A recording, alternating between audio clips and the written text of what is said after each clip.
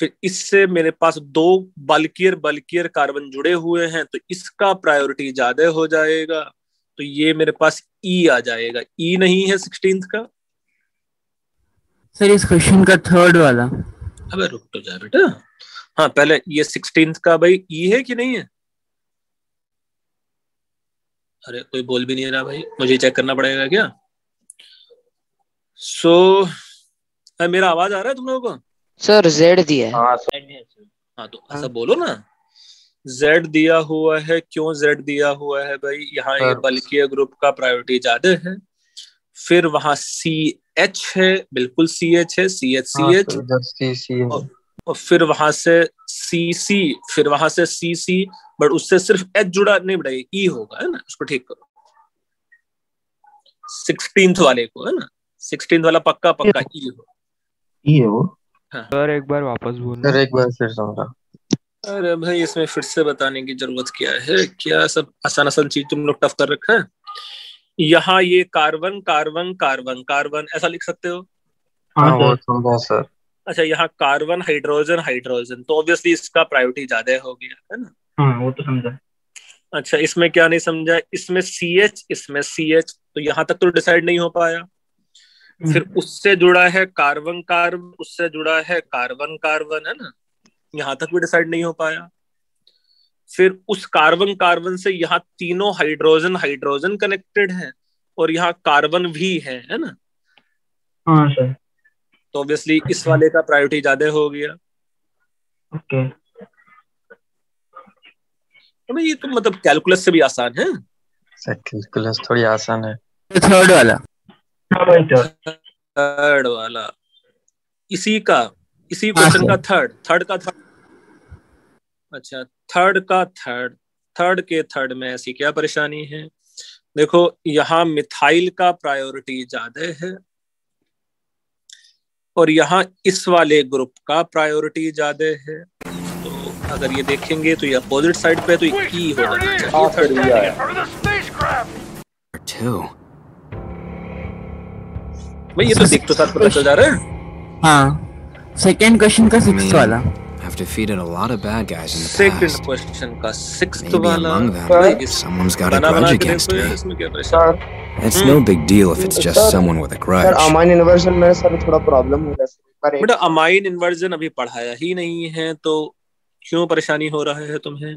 तो it is C here, it is C here, it is H here and H here and C here। ये ऐसा दिखेगा, ये C दिखेगा, ये C दिखेगा, ये C दिखेगा, ये C दिखेगा, ये H दिखेगा। भाई सबको ऐसा बना बना के देख लो।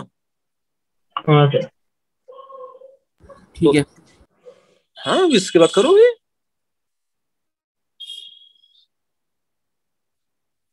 चलो ये अब और प्रैक्टिस कर लोगे। इससे पहले यहाँ कुछ रूल्स भी गिवन थे, इस रूल्स को देख के भी तुम लोग समझ सकते थे। अरे 2-3 तो इसमें समझाए हुए थे भाई, कैसे करना है इसको, है ना? कुछ तो दिए ही थे, किसकी प्रायोरिटी कम है किसकी प्रायोरिटी ज्यादा है, यही दिया हुआ था इसको 6 क्वेश्चन का आंसर। हाँ सर।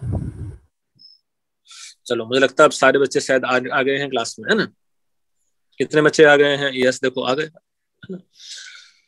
सो अभी 5 कम है सर। अभी भी 5 कम है।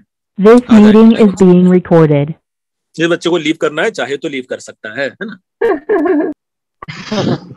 ओके सो ज्वाइन ही क्यों किया सर? हाँ सो आज स्टीरियो आइसोमर हम लोगों ने पढ़ लिया था, और स्टीरियो आइसोमर्स स्टार्ट में पढ़ने के लिए हम लोगों ने कॉन्फ़िगरेशंस पढ़ लिया है। क्या होता है कॉन्फ़िगरेशंस, है ना?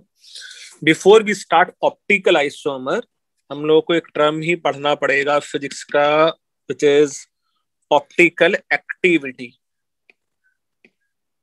ना ये टर्म हम लोग को पढ़ना पड़ेगा, optical activity. Optical activity, optical activity, है ना? अच्छा, ऑप्टिकल एक्टिविटी में यहां हम लोग कुछ लिख सकते थे कि भाई light is example of electromagnetic waves। हाँ भाई ऐसा होता है कि नहीं? Light, normal light is the example of electromagnetic waves in which it consists, rotating electromagnetic field. Rotating electromagnetic field, it means the direction of vibration of, let's say, suppose I can imagine electric field. The direction of vibration of electric field is perpendicular to direction of propagation of the wave. Is perpendicular to the direction of propagation of wave. अभी ऐसा यही definition है transverse wave का. Transverse wave में जो हाँ sir, direction of vibration of electric field है is perpendicular to direction of propagation, है ना, direction of propagation of the wave, but the plane of vibration is continuously changing. Plane of vibration is continuously changing. ये समझ लेंगे हम लोग क्या है इसका मीनिंग. एक बार लिखना है ऐसा कि जो नॉर्मल लाइट है, it is the example of electromagnetic waves in which it consists rotating electromagnetic field. Means जो डायरेक्शन ऑफ वाइब्रेशन है, इसके direction of vibration of electric field जो है, it is perpendicular to the direction of propagation of wave, but the plane of vibration is continuously changing.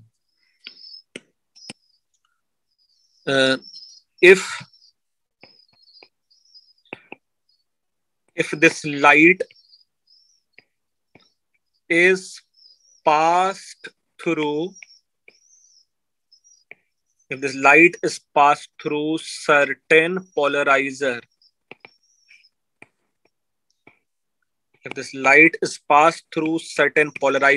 for example, ये जो polarizer हो सकता है, this may be Nicol prism is passed through certain polarizer, for example Nicol prism. The plane of vibration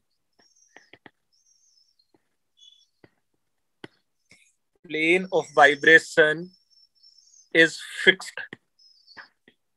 Plane of vibration is fixed means जिस plane में vibrate कर रहा था वो rotate नहीं हो रहा है. Plane of vibration is fixed and resultant light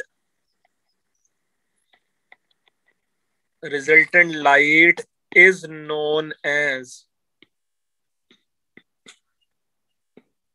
plane polarized light.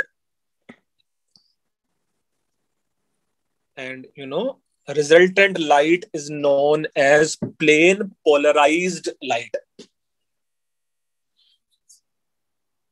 Sir मतलब ऑप्टिकल एक्टिविटी इज पोलराइजेशन या उसका एक इफेक्ट है? अब कंट्रोल, पहले ये समझो ये क्या है, नॉर्मल लाइट क्या है और प्लेन पोलराइज्ड लाइट क्या है. एक डायग्राम, एक इमेज भी मैं शेयर कर दूंगा तुम लोगों के साथ, पहले इसको लिखो वैसे, है ना. तो नॉर्मल लाइट में मेरे पास obviously it is transverse wave. Plane polarised light भी ट्रांसवर्स वेव है. दोनों लाइट कैसा दिखेगा एक फील में समझाने के लिए कुछ और डायग्राम भी ड्रॉ कर दूंगा यहाँ. फिजिक्स में एक चैप्टर है ऐसा, वेव ऑप्टिक्स में आता है. वेव या वेव ऑप्टिक्स या रे ऑप्टिक्स में ये सब आता है ना सर? Ray optics. अच्छा, बहुत अच्छे बच्चे. सर सेकंड लास्ट लाइन क्या लिखा आपने? Vibration is fixed and resultant light is known as plane polarised light.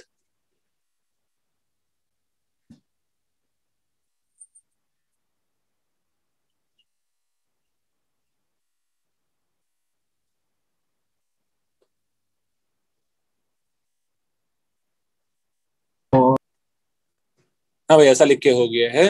नहीं सर, नहीं सर। नहीं sir.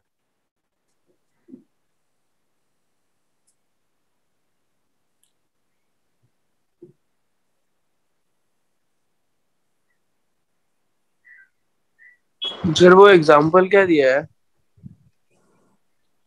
For example Nicol prism एक पर्टिकुलर टाइप का प्रिज्म है, लेट्स से जो लाइट को पोलराइज कर देता है।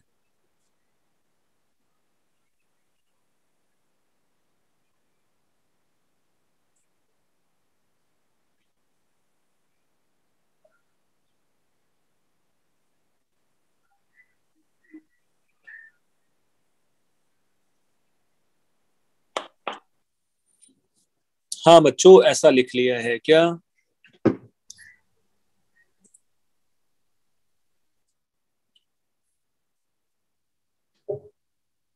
बहुत बड़ा है। अच्छा जल्दी से लिख डालोगे तुम, ऐसी क्या परेशानी लाइफ में।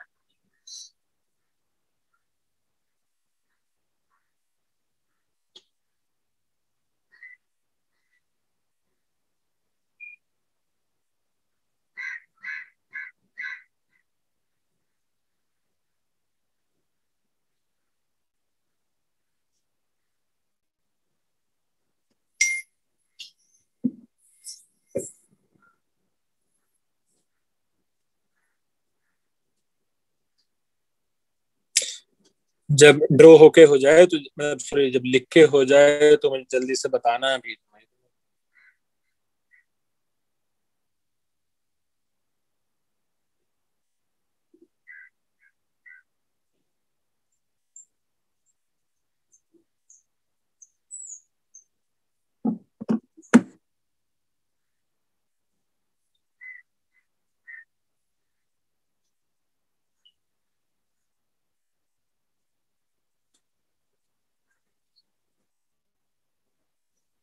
हो गया सर। ओके लिख भी लिया भैया? हाँ बच्चों लिख के भी हो गया है ऐसा हाँ सर। सबका? बहुत अच्छे बच्चे हो। सो एक सिर्फ समझाने के लिए कि नॉर्मल लाइट या प्लेन पोलराइज लाइट क्या है, जल्दी से एक बार यहाँ डायग्राम देख लीजिए ना। सपोज ये लेट्स से मेरे पास डायरेक्शन ऑफ प्रोपोगेशन है, you can imagine it is x axis, this may be let's say y axis, and let's say this may be z axis here. Now if you see any light, if any light is propagating like this, if any light is no suppose ये पहले कुछ propagation sir electric field, electric और फिर magnetic, electromagnetic. बहुत ही अच्छा, Maggi मुझे पढ़ाने में। तो एनीवे ये जो डायरेक्शन ऑफ वाइब्रेशन है ये कौन से एक्सिस के अलोंग है बेटा? X Y. अबे कौन से एक्सिस के अलोंग है भाई ये? वाई। भाई कोई दूसरा बच्चा भी आंसर कर दे, ये बच्चा उल्टा सीधा बोलता जाता है। सो ये वाई एक्सिस के अलोंग है जो डायरेक्शन ऑफ वाइब्रेशन है। ये वाई एक्सिस के अलोंग एरो बने कि नहीं बने? Yes sir. अच्छा बहुत अच्छे बच्चे। सो नेक्स्ट वाले केस में लेट्स से ये अबे रुक जा तू कंट्रोल रख ले भाई। ये भी लेट्स से कुछ इलेक्ट्रिक फील्ड का सपोज डायरेक्शन है, ये अभी कौन से एक्सिस के अलोंग हो गया है? ये जेड एक्सिस के अलोंग हो गया है। फिर this may be suppose direction of let's से वाइब्रेशन अभी। तो डू यू थिंक ये कोई भी किसी एक पर्टिकुलर किसी और एक्सिस के अलोंग हो सकता है ना? तो भाई जो नॉर्मल लाइट है वो इसी टाइप का है। हर एक बार ये जो डायरेक्शन ऑफ वाइब्रेशन है it is perpendicular to the direction of propagation of the wave. But do you think इसका जो फील्ड, इसका जो प्लेन है वाइब्रेशन का वो कंटिन्यूसली चेंज हो रहा है? Yes sir. जैसा इसमें ये वाला जो प्लेन है सर। अरे रुक जा बेटा, रुक जा अरे रुक जा बेटा रुक जा। सो ये वाला जो प्लेन है सपोज है ना, ये वाला जो प्लेन है इसको मैं एक्स वाई प्लेन बोल सकता हूँ। सिमिलरली लेट्स से ये वाला जो प्लेन है वाइब्रेशन का, इस प्लेन को लेट्स से मैं बोल सकता हूँ XZ प्लेन बोल सकता हूँ।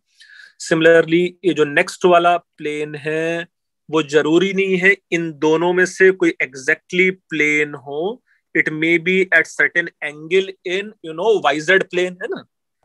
Yes sir. जो प्लेन ऑफ वाइब्रेशन है वो कंटिन्यूअसली चेंज हो सकता था and it is the example of let's say normal light. So normal light में जो प्लेन ऑफ वाइब्रेशन है वो कंटिन्यूअसली चेंज हो सकता था। सर हाँ भाई बोल दे, तू बोल दे। अच्छा सर, पर इलेक्ट्रिक और मैग्नेटिक फील्ड का जब वाइब्रेशन होता है सर, बेटा हम लोग सिर्फ इलेक्ट्रिक फील्ड के बारे में ही देख रहे हैं और उसका रीजन भी ये होता है कि जो मैग्नीट्यूड ऑफ इलेक्ट्रिक फील्ड है वो c time speed of light times of magnetic field होता है, तो मैग्नेटिक फील्ड का वाइब्रेशन हम लोग देख ही नहीं रहे। एनीवे ये सपोज ये जो नॉर्मल लाइट है, if it is pass through let's say Nicol prism है ना, if this normal light is pass through this Nicol prism, ये जो लाइट है ऐसा ही वाइब्रेट करना स्टार्ट कर देता। कैन वी से अब इसका ये जो प्लेन ऑफ वाइब्रेशन है वो फिक्स हो गया है। कौन से प्लेन में है? बस अब जिसका वाइब्रेशन XY, सिर्फ लेट्स से XY प्लेन में ही ये वाइब्रेट कर रहा है ना, XY। So, ये वाला जो लाइट है ना, ये वाला जो लाइट है you can say it is plane polarised light. हाँ तो बच्चे ये समझ में आ रहा है क्या ये नॉर्मल लाइट क्या है और प्लेन पोलराइज्ड लाइट क्या है? सर मतलब प्लेन पोलराइज्ड लाइट में सर सिर्फ एक ही प्लेन में होता है, वो बाकी प्लेन में नहीं होता वाइब्रेशन। हाँ भाई बिल्कुल सही बोलता है तू तो एकदम। अच्छा इसमें अगर मैं इसका क्रॉस सेक्शन देखने की कोशिश करूं, लेट्स से अगर इसका मैं क्रॉस सेक्शन व्यू देखने की कोशिश करूं, ऑब्वियसली लाइट का क्रॉस सेक्शन हम लोग देख नहीं सकते, बट सपोज कभी ये कुछ ऐसा वाइब्रेट कर रहा था इस प्लेन में, कभी ये इस प्लेन में वाइब्रेट कर रहा था, कभी ये कुछ इस प्लेन में वाइब्रेट कर रहा था, मे बी कभी ये लेट्स से सपोज लाइट इस प्लेन में वाइब्रेट कर रहा है and sir infinite number of planes. अरे भैया रुक जा, थोड़ा सा कंट्रोल, नहीं तो मैं तुम्हें साइलेंट कर दूंगा है ना। बेटा डाउट पूछो है ना, उसको रिपीट नहीं करो मैं जो बोल रहा हूँ। इस वाले केस में लेट्स से ये नॉर्मल लाइट है और ये वाला जो लाइट है वो प्लेन पोलराइज्ड लाइट है। इसका जो प्लेन ऑफ वाइब्रेशन है वो लेट्स से फिक्स ही रहता है ना भाई। थोड़ा बहुत समझ में आ रहा है क्या है ये सर? हाँ सर जब भी हम नॉर्मल लाइट को सर निकोल प्रिज्म से करेंगे तो सर वो हमेशा XY प्लेन में रहेगा सर? नहीं ऐसा कुछ नहीं है। इस निकोल प्रिज्म का जो एक्सेस है, सपोज ये जो मैंने डॉटेड से बनाए हैं, तो इस जो निकोल प्रिज्म का एक्सेस है बस उसी के थ्रू, उसी के पैरेलल वाला ही प्लेन बन जाएगा है ना। Okay sir. सर हाँ बच्चे बोलो। सर वो ब्लू वाला जो वेव है वो कौन से प्लेन में? बेटा वो ऑब्वियसली मतलब उसको कोई साइड वो ना तो XY प्लेन में है ना XZ प्लेन में है। यू कैन इमेजिन वो एक्स एक्सेस के परपेंडिकुलर है ना, वो एक्स एक्सेस के परपेंडिकुलर है और YZ एक्सेस के किसी एक एंगल पे होगा है ना। ओके जल्दी से भाई ऐसा अच्छा डायग्राम, सुंदर सा डायग्राम मैंने ड्रॉ किया है, तुम लोग भी इसको ड्रॉ कर लो जल्दी से।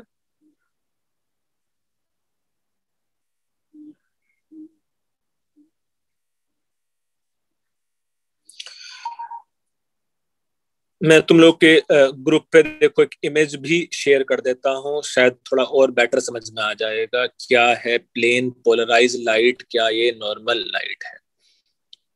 एक मिनट अपना है ना, कहाँ गया तुम लोग का ब्लू हाउस?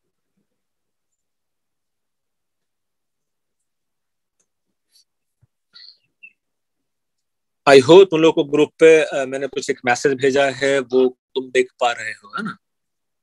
Yes sir. हाँ सर। यस सर, जबरदस्त है सर। जबरदस्त सही है, है। हाँ सर, बहुत अच्छा। बहुत अच्छी बात है। तो समझ लिया क्या है नॉर्मल लाइट, क्या है प्लेन पोलराइज लाइट? हाँ हाँ सर, समझ गए। हाँ सर। आड़ा टेढ़ा आके सीधा आ जाता सर बहुत मस्त है बढ़िया, सर। चलो बढ़िया। ये लिख के डायग्राम ड्रॉ होके हो गया है तुम लोगों का। सर। तो वो नॉर्मल लाइट हर प्लेन में एग्जिस्ट करता है, लाइक एक साथ? बट एक वेव फ्रंट पे तो शायद एक ही प्लेन में होगा, बट नेक्स्ट इंस्टेंट पे उसका प्लेन चेंज हो जाता है ना? तो इसलिए हम लोग रोटेटिंग इलेक्ट्रोमैग्नेटिक फील्ड बोल रहे हैं उसको, है ना? Okay sir. सर एक बार ये क्रॉस सेक्शन का वापस बोलो ना।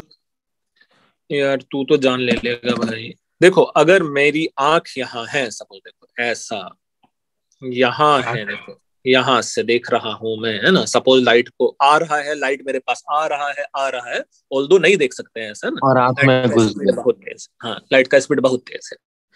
तो जब मैं देखूंगा तो ये मुझे शायद कुछ ऐसा वाइब्रेट होते हुए दिखाई दे रहा होगा, नेक्स्ट इंस्टेंट पे मे बी कुछ ऐसा वाइब्रेट होते हुए दिखाई दे रहा होगा, नेक्स्ट इंस्टेंट में मे बी कुछ ऐसा वाइब्रेट होते हुए दिखाई दे रहा होगा।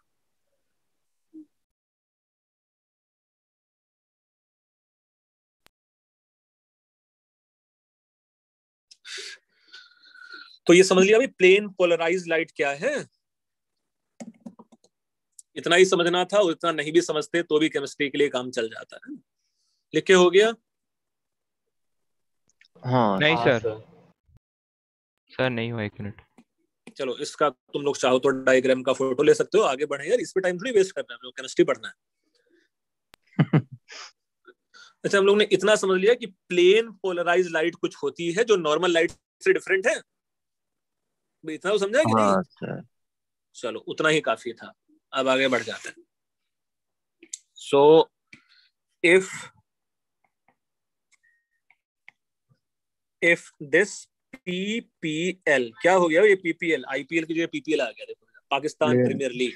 Sir plane polarize light sir. So if वाह। this plane polarized light is passed through, if this plane polarized light is passed through, you know, aqueous solution or gaseous. If this plane polarized light is passed through aqueous solution or gaseous substance,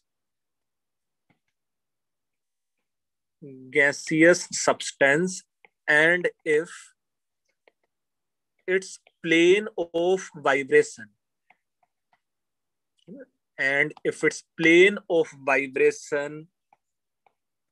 remain unchanged, if its plane of vibration remain unchanged, then substance, जिस substance से ये पास हुआ था, then substance is known as, you know, optically inactive substance. I'm repeating again. If this plane polarized light is passed through aqueous solution or gaseous substance, and if its plane, and if its plane of vibration remain unchanged, then the substance is known as optically inactive substance. Otherwise उसका नाम क्या हो जाता है भाई? Optically active. So if substance can rotate plane of polarized light, if substance can rotate plane of polarized light clockwise, then it is, let's say, dextrorotatory. Sir थोड़ा easy नाम दो ना। डेक्स्ट्रोरोटेटरी, इसको हम लोग लिख सकते हैं स्मॉल डी या let's say positive sign. So it is clockwise, then it is a dextro-rotatory, or let's say small d, or let's say positive sign. And for anti-clockwise, it is levorotatory.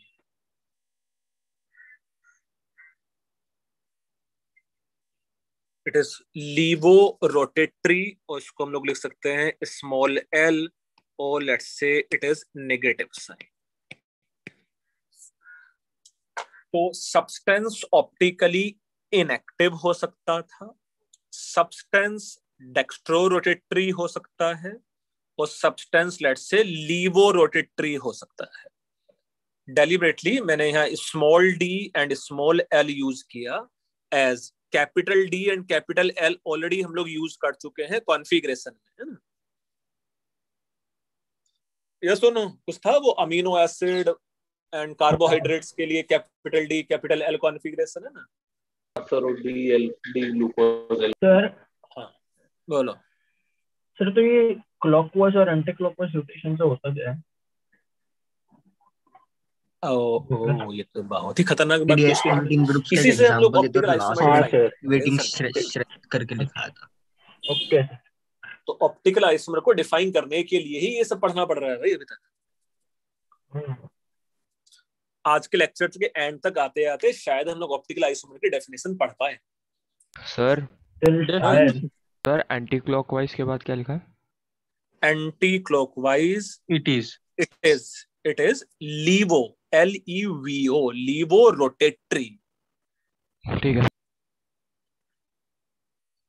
Sir. इतना बड़ा definition है sir 2 घंटे का? अच्छा ये लिख के हो गया है तुम लोगों का? नहीं सर, एक सर. अच्छा, नाउ ऑप्टिकल एक्टिविटी. सर ने बोला तो भी लिखे. ऑप्टिकल एक्टिविटी अरे ऊपर का measured. Optical activity can be measured in terms of let's say, यहां मैं लिख सकता हूं एंगल ऑफ रोटेशन. में कितने एंगल से रोटेट हो गया है प्लेन, है ना. Angle of rotation of plane, ऐसा लिख सकते हैं. Angle of rotation of plane. ये अगर लीवो रोटेटरी है तो उसको नेगेटिव साइन के साथ हम लोग लिख देंगे, और अगर ये क्लॉकवाइज रोटेट हो गया है प्लेन तो उसको हम लोग डेक्स्ट्रो रोटेटरी लिख देंगे. ऐसा. सर हाँ बोलो बच्चों. लाइन में क्या लिखा ऊपर वाले में? सर चेंज हो गया. क्या आपने सर फोर्थ लाइन में क्या लिखा ऊपर, नीचे से ऊपर? नीचे से ऊपर fourth line and for anti clockwise. Sir नीचे मतलब वो उसी पैराग्राफ में पहले वाले के फोर्थ लाइन में सर. ओह अभी तो उसी में हो. हाँ sir. Rotate plane of polarized light clockwise.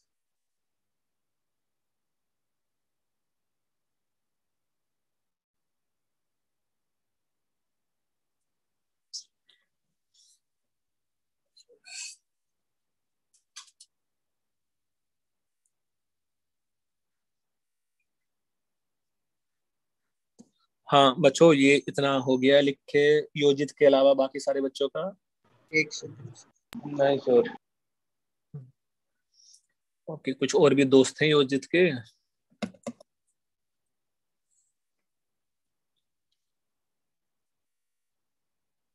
Okay, अब तो शिखर ने भी लिख लिया यार, बाकी बच्चों ने तो लिख लेना चाहिए था अब तक. चलो आगे बढ़ जाते हैं भाई. इनसे फोटो ले लो. पिछले 5 मिनट से ये लिखा हुआ था. हाँ सर हो गया, ले.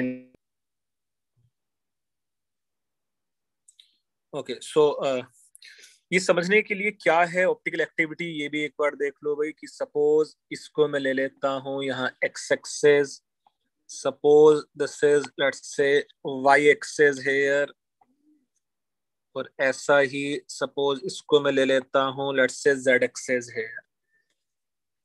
अच्छा, इसमें मेरे पास यहाँ कोई लेट्स से एक सब्सटेंस मैंने फिल कर दिया है इस ट्यूब में.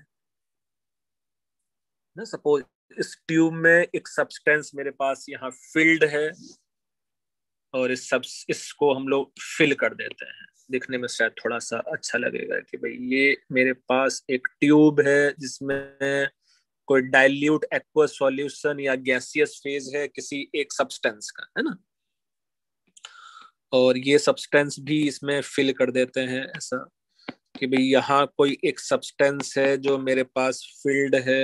एक मिनट भाई, यहाँ कोई एक सब्सटेंस है जो ऑप्टिकली एक्टिव या इनएक्टिव हो सकता था। हम लोगों को चेक करना है कि भाई ये ऑप्टिकली एक्टिव है कि ये ऑप्टिकली इनएक्टिव है। तो इससे मैंने क्या करा, एक plane polarised light is pass through this substance. भाई ये प्लेन पोलराइज्ड लाइट है कि नहीं है, इसका जो प्लेन है वाइब्रेशन का वो फिक्स्ड है। कौन से प्लेन में वाइब्रेट कर रहा है ये कंटिन्यूअसली? कौन से प्लेन में? वाई प्लेन होता है, XY plane. Let's say XY plane में ये वाइब्रेट कर रहा था।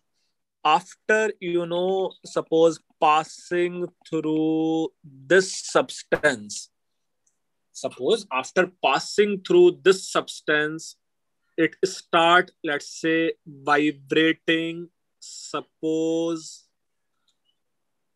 in this plane as this, suppose, and so on. अब इसने suppose after passing through this substance इसने कुछ ऐसा vibrate करना start कर दिया है। तो ये जो बीच में सब्सटेंस होगा ये ऑप्टिकली एक्टिव होगा कि इनएक्टिव होगा? इनएक्टिव। ये एक्टिव होगा क्योंकि इसने प्लेन ऑफ पोलराइज्ड लाइट के प्लेन को चेंज कर दिया है। ये सपोज मेरे पास वाई एक्सिस था, तो डू यू थिंक अब इसका ये जो प्लेन ऑफ वाइब्रेशन है वो लेट्स से एंगल थीटा से चेंज हो चुका है। तो ये जो थीटा है it is known as let's say optical rotation, है ना। इस थीटा के टर्म्स में हम लोग ऑप्टिकल रोटेशन को मेजर कर रहे हैं। ये जो थीटा का वैल्यू है obviously it depends on this length L। इस सब्सटेंस के लिए इस कॉलम का लेंथ कितना लिया हुआ है ऑब्वियसली उस पर डिपेंड करने वाला है।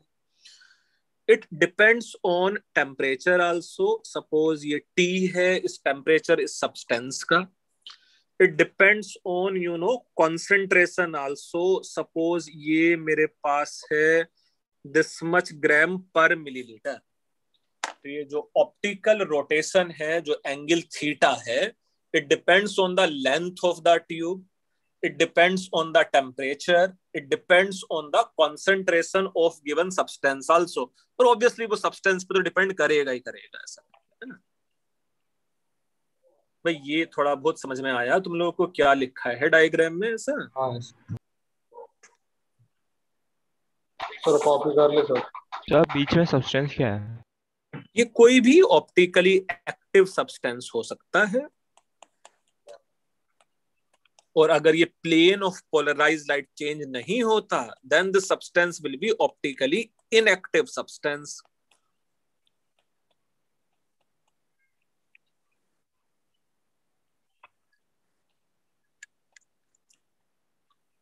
आई होप इतना तुम लोगों ने लिख लिया है ये। नहीं सर।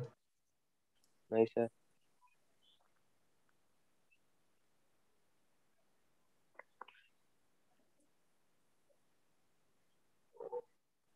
सर वो सी क्या है? सी लेट्स से कॉन्सेंट्रेशन है ग्राम्स पर मिलीलीटर में।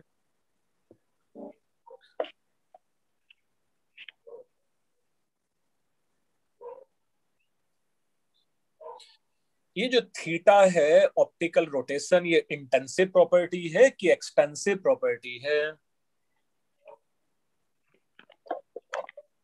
हाँ बच्चों, ये जो ऑप्टिकल रोटेशन है, optical rotation theta depends on temperature, you know, length of column and concentration of substance. Concentration of substance.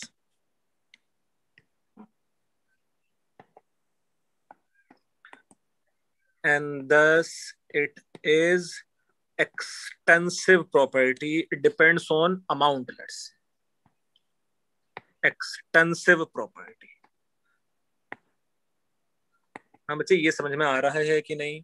अगर वो कॉन्सेंट्रेशन पे डिपेंड कर रहा है कि कितने मोल्स आएंगे, अगर वो लेंथ पे, ऑब्वियसली लेंथ में भी तो वही है ना, कितने मॉलिक्यूल के साथ ये जो प्लेन पोलराइज लाइट है वो इनकाउंटर करने वाला है।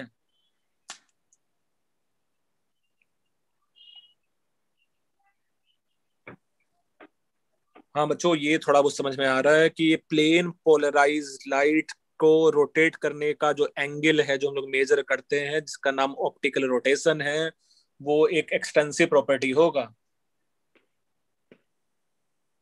अच्छा, इसमें इसी में एक टर्म हम लोग डिफाइन कर सकते थे, specific rotation. Specific rotation, you know, it is optical rotation. It is optical rotation at, you know, given temperature when L is 1 decimeter and C is 1 gram per milliliter. Means, you know, per unit length, per unit concentration. Specific rotation, it is, you know, per unit length and per unit, you know, molarity, या per unit, you know, per unit concentration.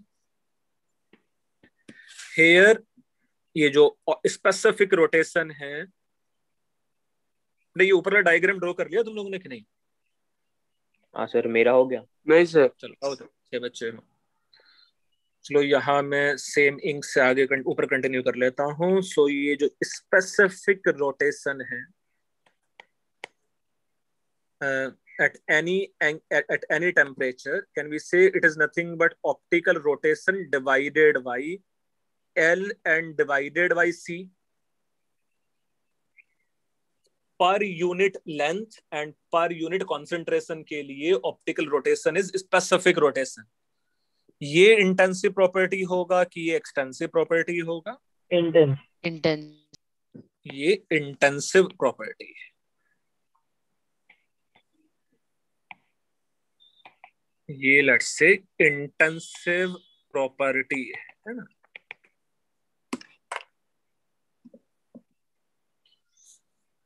तो भाई काफी कुछ हम लोग ने समझा optical activity क्या होता है। कुछ नॉर्मल लाइट की कहानी है, फिर वो प्लेन पोलराइज लाइट से कैसे डिफरेंस है। ये प्लेन पोलराइज लाइट को जो सब्सटेंस इसका प्लेन चेंज कर सकता है वो ऑप्टिकली एक्टिव सब्सटेंस होता है, और जो उसका प्लेन नहीं चेंज कर पाएगा वो ऑप्टिकली इनएक्टिव सब्सटेंस होता है। अगर वो क्लॉकवाइज रोटेट कर देगा तो वो डेक्स्ट्रो रोटेटरी है, और जो एंटी क्लॉकवाइज रोटेट कर देगा वो लीवो रोटेटरी है।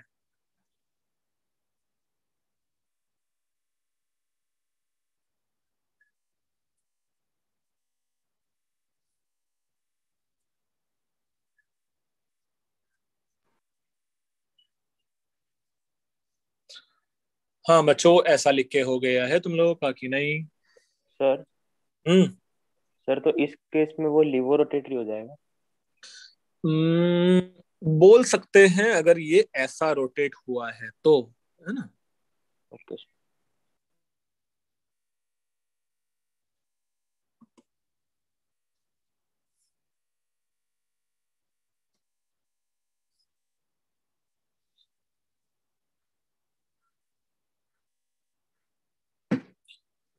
हाँ बच्चों, इतना समझ में आ गया है क्या तुम लोगों को? हाँ। लिख के भी हो गया है क्या? हाँ। Very good. नेक्स्ट में next definition is, you no, chiral. It is chiral, सिर्फ कायरल लिख लेते हैं, कायरल। तो बच्चे एक कायरल कार्बन एक टर्म हम लोगों ने ऑलरेडी पहले पढ़ लिया है लास्ट क्लास में। क्या होता था कायरल कार्बन? वो टेट्राहेड्रल कार्बन जिसके चारों सब्स्टिट्यूएंट डिफरेंट है, ऐसा था chiral. Different functional group sir, चारों बॉन्ड पे। अबे फंक्शनल ग्रुप जरूरी नहीं है नालायक, डिफरेंट सब्स्टिट्यूएंट्स होने जरूरी है। So another thing is chiral is the molecule और ऑब्जेक्ट, है ना, कोई भी मॉलिक्यूल और object for which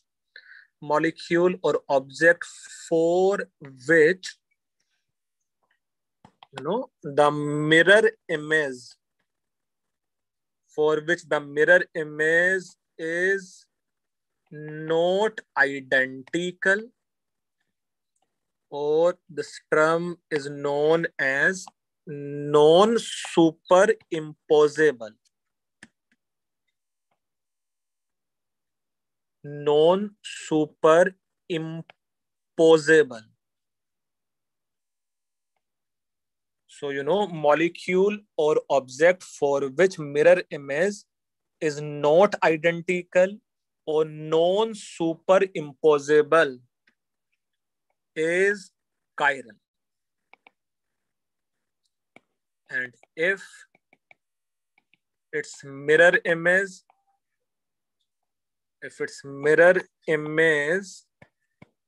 is identical, if its mirror image is identical, then it is achiral.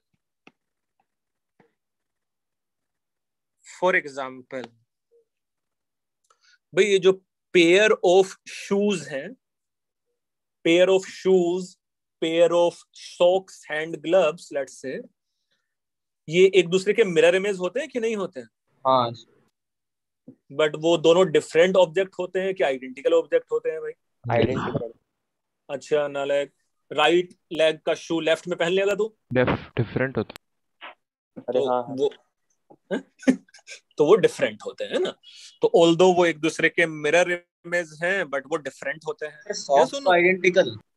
अच्छा, बचपन हाँ से लेकर बचपन से लेकर तुम्हें सिखाया नहीं है कुछ, है ना? अबे दोनों लक्ष्य होते हैं। नहीं सर, सॉक्स नहीं होते सर। शूज समझ सकते हैं बट सॉक्स कोई भी पहन सकते हैं ना सर? हाँ सर। हाँ सर, सच्ची में। हाँ सर, सॉक्स पहन सकते हैं सर। ऐसा कुछ देखा नहीं है सर कि सॉक्स में भी आगे पैर बना होता है भाई, क्या बात कर रहे हैं? नहीं सर, पूरी जिंदगी ऐसे स्कूल के सॉक्स तो वैसे होते हैं। हाँ बेटा, कोई भी सॉक्स हो उसमें आगे जाके थोड़ा सा जहाँ टो होता है वहां थोड़ा सा लेंथ ज्यादा होता है सर, थोड़ा सा, है ना? सर हमारे इसमें तो होल था सर, उधर उंगली ऐसा होल था। हाँ सर, टिंग टिंग टिंग करके उंगली बाहर आ देती है उसमें से। अबे होल वो तब बन जाता है जब तुम नेल्स नहीं काटते हो, तो 1 महीने बाद वहाँ होल बन जाता है। ऐसे नहीं सर, हम मतलब पेन कैसे हो गया था? हाँ वही सर, ऐसा चीज कैसा पहनते हैं हम लोग और फिर अच्छा चलो कोई बात नहीं। तो मॉलिक्यूल और ऑब्जेक्ट, अच्छा ये समझ में तो आ रहा है क्या है कायरल का मतलब? हाँ सर। चलो भाई, सॉक्स अगर किसी बच्चों ने अजीब अजीब से पहने हुए हैं तो शूज, है ना, तो लेफ्ट लेग का शू मैं राइट में नहीं पहन सकता हूँ, और ऑब्वियसली वो डिफरेंट ऑब्जेक्ट हैं, ऑल्दो एक दूसरे के वो मिरर इमेज हैं, तो उसको मैं कायरल बोल सकता हूँ, है ना? ऑब्वियसली मेरे पास जो मेरा लेफ्ट हैंड है एंड राइट हैंड है वो भी एक दूसरे के मिरर इमेज हैं, बट एक को मैं दूसरे के ऊपर रखता हूं तो एक जैसा सा ऑब्जेक्ट नहीं है वो दोनों, है ना? सो वो भी डिफरेंट ऑब्जेक्ट हो सकते हैं, लेट्स से, है ना? सो कायरल मींस जो एक दूसरे के मिरर इमेज, उसका जो मिरर इमेज है वो उसके जैसा ना हो, है ना? उसका जो मिरर इमेज हो वो एग्जैक्टली उसके जैसा ना हो, तो वो कायरल ऑब्जेक्ट है, लेट्स से, है ना? चलो थर्ड लाइन का फर्स्ट वर्ड क्या है? Super imposable, SUPR, super imposable, IMPOSSABLE।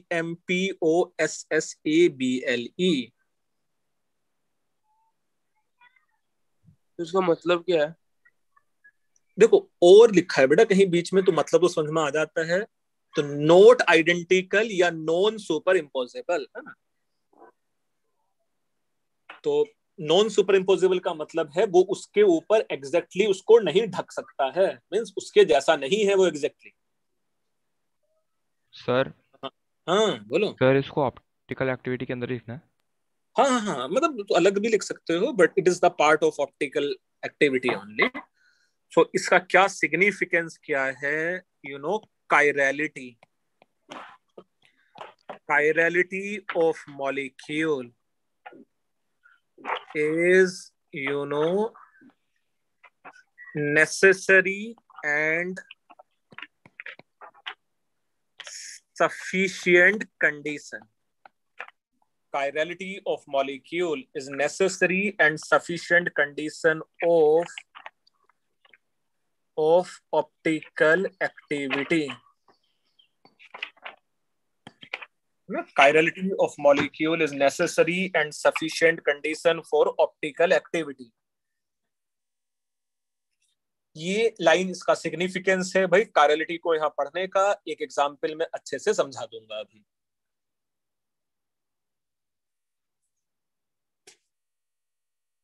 किसी भी मॉलिक्यूल और ऑब्जेक्ट का अगर मिरर इमेज उसके जैसा नहीं है, वो उसके ऊपर सुपर इम्पोज नहीं होता है, देन इट इज कायरल।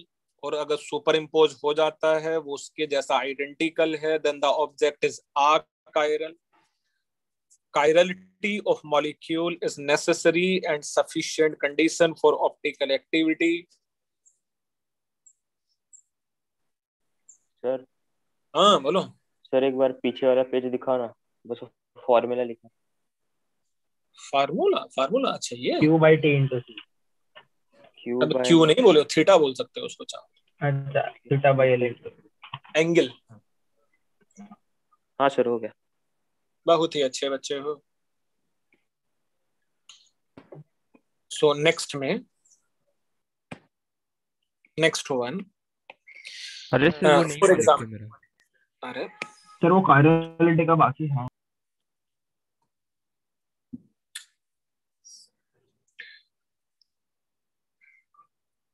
अब लिख के हो गया है क्या?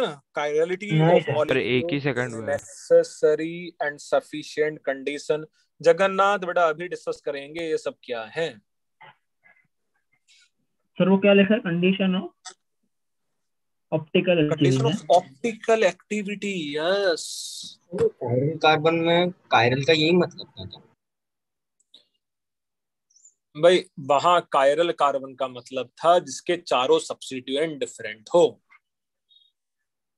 सो दो डेफिनेशंस हैं, एक कायरल मॉलिक्यूल की डेफिनेशन है और एक कायरल कार्बन की डेफिनेशन है। और दोनों डेफिनेशन अलग अलग लिखाई है, तो अलग अलग ही डेफिनेशन है बच्चे। वो लिख के हो गया है क्या ऐसा? बहुत अच्छे बच्चे हो तुम लोग। फॉर एग्जाम्पल बच्चे, उस एग्जाम्पल को अच्छे से पहले समझो, मैं तुम लोग को लिखने का टाइम दूंगा, पहले अच्छे से समझ लेना। सपोज अगर मेरे पास एक कंपाउंड है, let's say it is hydrogen, it is let's से bromine, it is iodine, it is iodine, let's say, भाई आयोडीन बनना नहीं चाह रहा है, मैं बना के तो रहूंगा। ये लेट्स से मेरे पास आयोडीन है, और सपोज ये भी लेट्स से मेरे पास आयोडीन है which is going inside the surface of board. यहाँ एक हम लोग मिरर रख देते हैं to draw its mirror image. Obviously mirror image में डू यू थिंक ये ऐसा कुछ बन जाएगा? देखो ऐसा बनेगा कि नहीं इसके मिरर इमेज में?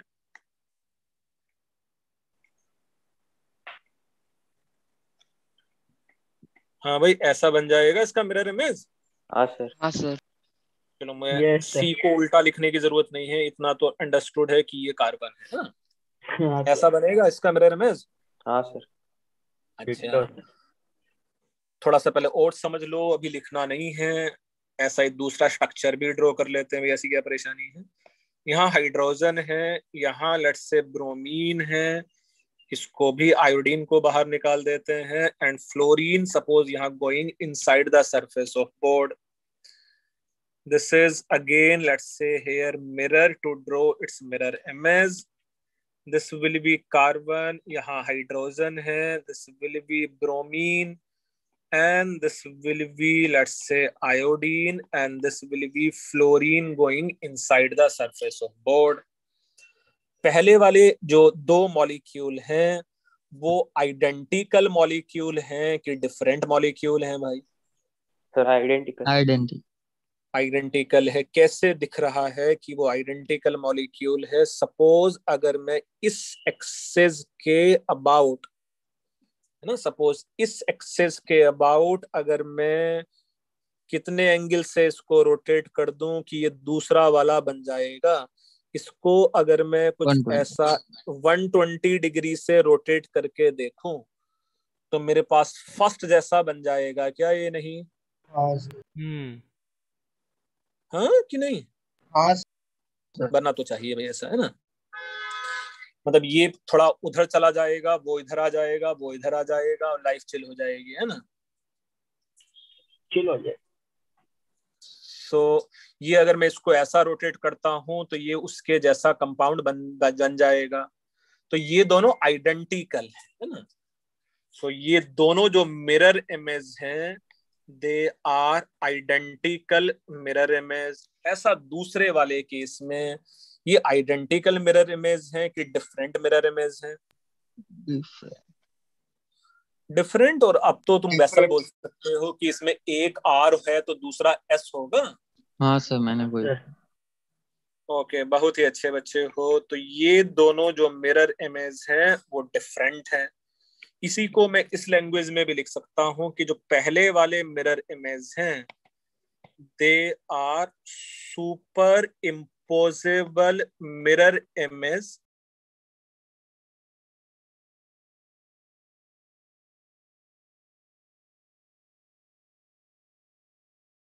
वीकली डीएक्टिवेटिंग ग्रुप्स का एक एग्जांपल देता और लास्ट में एक्टिवेटिंग श्रेड करके लिखा था।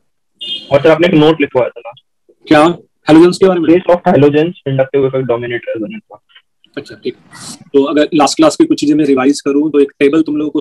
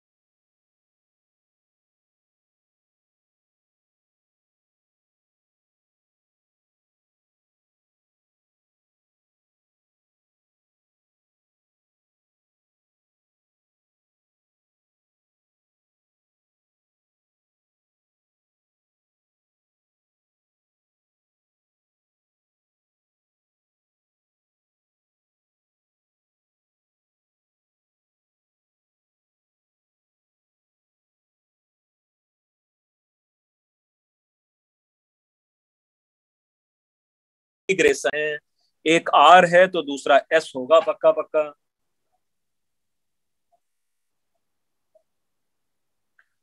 तो ये समझ में आ रहा है भाई कायरलिटी एंड ऑप्टिकल एक्टिविटी का क्या रिलेशन है?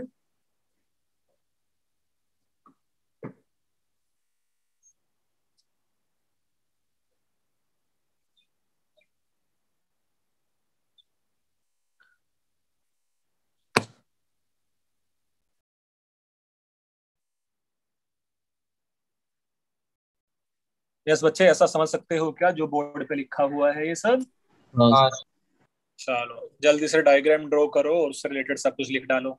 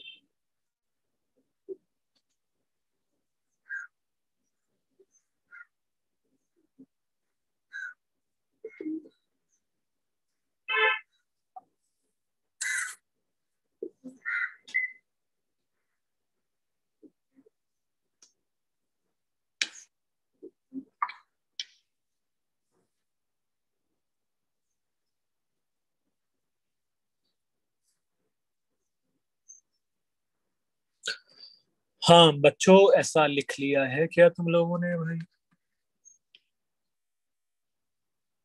Sir 2 minute. ऊपर वाला हो गया।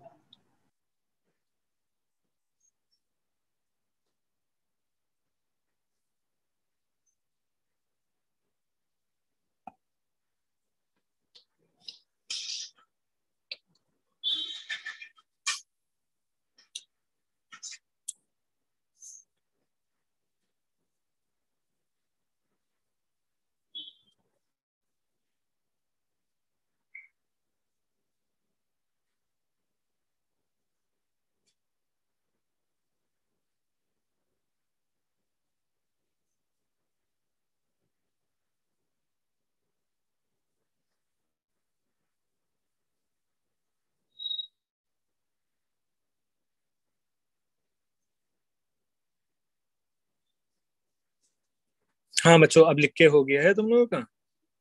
Yes sir. Okay.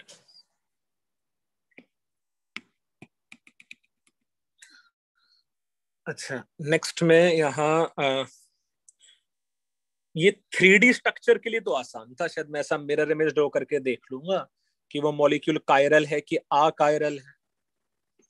But suppose अगर कोई ऐसा फिशर प्रोजेक्शन गिवन होता, suppose instead of 3D structure अगर कोई ऐसा फिशर प्रोजेक्शन ड्रॉ होता, इसको कैसे चेक कर सकते थे कि ये ऑप्टिकली एक्टिव होगा कि इनएक्टिव होगा? विद 3D स्ट्रक्चर में तो मिरर इमेज ड्रॉ करके हम लोगों ने देख लिया था, या सुनो? अब सपोज अगर फिशर प्रोजेक्शन है तो भाई एक मेथड तो ये है कि इस फिशर प्रोजेक्शन के कॉरेस्पॉन्डिंग मैं इसका 3D स्ट्रक्चर ड्रॉ कर लूं। तो इसके 3D स्ट्रक्चर में सपोज यहाँ फ्लोरीन आ जाए, यहाँ आ सकता था क्लोरीन, यहाँ ब्रोमीन और यहाँ हाइड्रोजन, ऐसा बना सकते थे क्या फिशर प्रोजेक्शन के कॉरेस्पॉन्डिंग 3D? और इस 3D स्ट्रक्चर के कॉरेस्पॉन्डिंग अभी इसका मिरर इमेज ड्रॉ करके देख लो, है ना? और इसके मिरर इमेज में पता चल जाता कि भाई लेट्स से यहाँ फ्लोरीन है, this will be chlorine here and this is bromine going inside the surface of board. ये ऑप्टिकली एक्टिव है कि इनएक्टिव है? ये एक्टिव है। तो भाई ये तो थोड़ा सा लंबा मेथड हो जाएगा, या तो एक कायरल कार्बन है फिर भी आसान है। जब एक से ज्यादा कायरल कार्बन होंगे और उसके लिए अगर 3D स्ट्रक्चर बना के देखना पड़ेगा तो मुश्किल है कहानी। इसमें एक आसान सी कहानी क्या है, अगर मैं इस एक्चुअल मिरर इमेज का फिशर बनाने की कोशिश करूं, इस एक्चुअल मिरर इमेज का फिशर ड्रॉ करने की कोशिश करूं तो ऐसा आएगा क्या? ये fluorine, chlorine, hydrogen and bromine. Yes. अच्छा, अच्छी बात क्या है, अगर मैं डायरेक्टली इसका भी मिरर इमेज बना दूं, सिर्फ मैं फिशर प्रोजेक्शन का भी मिरर इमेज बना देता, तो भी वो एक्चुअल मिरर इमेज का फिशर बन जाएगा कि नहीं? सो है क्या, मैं कुछ ऐसा लिख देता हूं, मिरर इमेज, यस बच्चे सारे मॉलिक्यूल के लिए, mirror image of Fischer projection directly, mirror image of Fisher projection directly is projection of actual mirror image also। ये समझ में आ रहा है क्या है बेटा?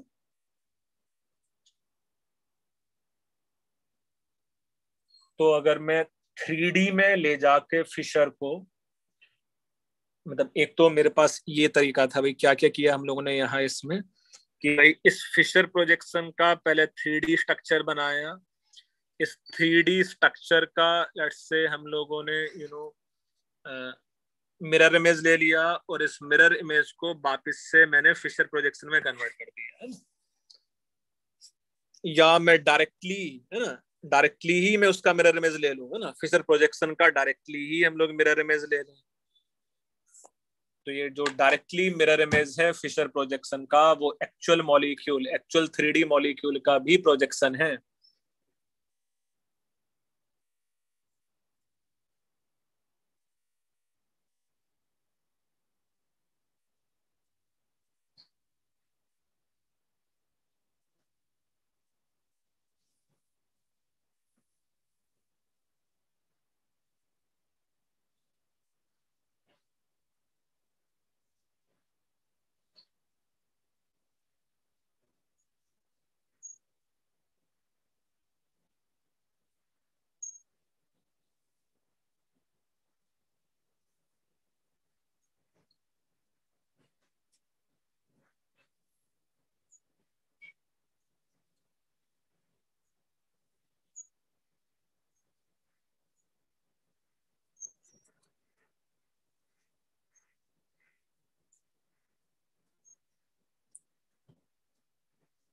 हाँ भाई, ये ऐसा हो गया है क्या लिखे?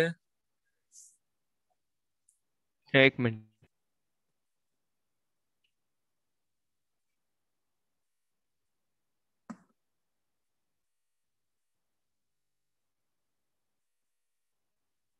हाँ सर हो गया।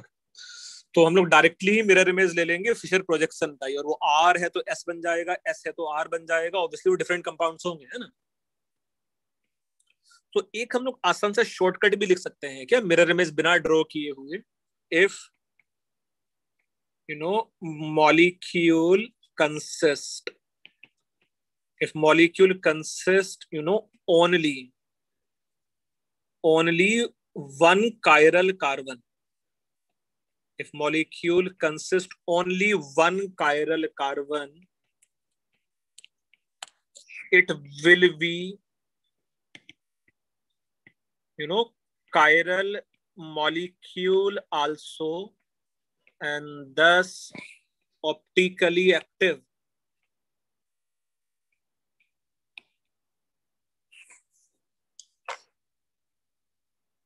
अच्छा, ये दो एग्जाम्पल तो कर करके देखे ये नहीं हम लोगों ने?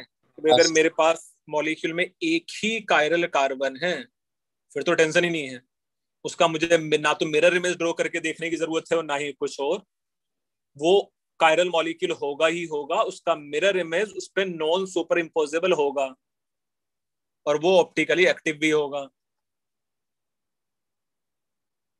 ऐसा लिख के और समझ के हो गया है क्या तुम लोगों का? नहीं sir.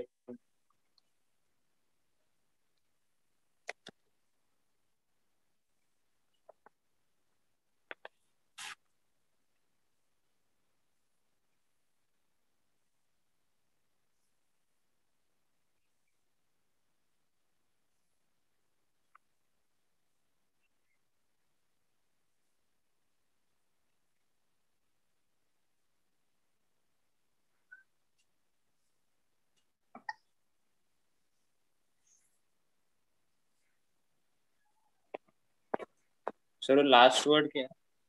Active. Okay active active.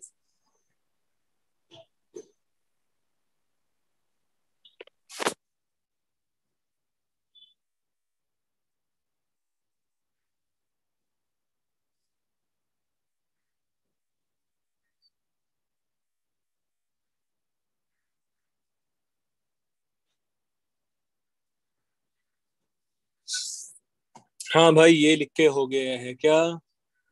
हाँ सर हो गया। बहुत ही अच्छे बच्चे। Now if molecule consists more than one chiral carbon, ना सपोज मॉलिक्यूल में अगर एक से ज्यादा कायरल कार्बन होता, एक कायरल कार्बन में तो कोई टेंशन नहीं था। फॉर एग्जाम्पल सपोज मैं 4 स्ट्रक्चर या 2 स्ट्रक्चर ड्रॉ कर लेते हैं पहले। ये मेरे पास COH है, यहाँ OH है, यहाँ OH है, यहाँ COH है, यहाँ H एंड H है, कितने कायरल कार्बन है इसमें? दो कायरल कार्बन होंगे शायद। एक ये कायरल कार्बन है और एक ये कायरल कार्बन है कि नहीं है? नाउ इफ यू टेक, पहले पूरा समझ लेना ये भी। If you take its mirror image, do you think इसके मिरर इमेज में ये जो स्ट्रक्चर बन जाना चाहिए था वो कुछ ऐसा? अच्छा, इसका वापस से वो 3D करने की जरूरत नहीं है ना, पहले सीधे ही मैं फिशर प्रोजेक्शन का मिरर इमेज बना दूं, ये आ जाता H एंड H, ये एक दूसरे के मिरर इमेज है, पक्का पक्का है ना। ऐसा ही मैं दूसरा कंपाउंड इमेजिन कर लेता हूं यहाँ। This will B suppose COH and this is let's say COH. It is OH and H here, it is OH and H here, and its mirror image. Its mirror image is OH and H here, it is OH and H. ये let's say मेरे पास COH and COH है। इसमें भी मेरे पास दो chiral carbon है, एक ये कायरल कार्बन है और एक ये कायरल कार्बन है मेरे पास। तो दो मैंने कंपाउंड्स लिए, दोनों के मैंने मिरर इमेज ड्रॉ कर ली। फर्स्ट वाले केस में ये दोनों सुपर इम्पोजिबल मिरर इमेज है कि non superimposable mirror image? Super imposable है, वो दोनों के दोनों आइडेंटिकल ऑब्जेक्ट ही है ना, same. So they are superimposable mirror image. और दूसरे वाले non superimposable mirror image है, वो डिफरेंट है। सो ये non superimposable mirror image. ये समझ में आ रहा है बेटा कैसे चेक किया है?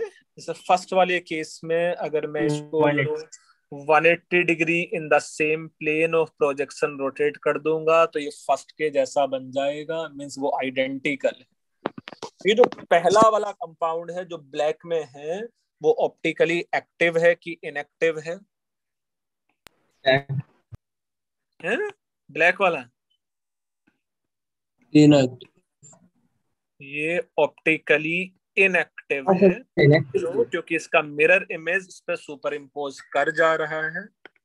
और ये कायरल है, एंड कायरल में भी मैं इसको बोल सकता हूं कि ये ऑप्टिकली एक्टिव है।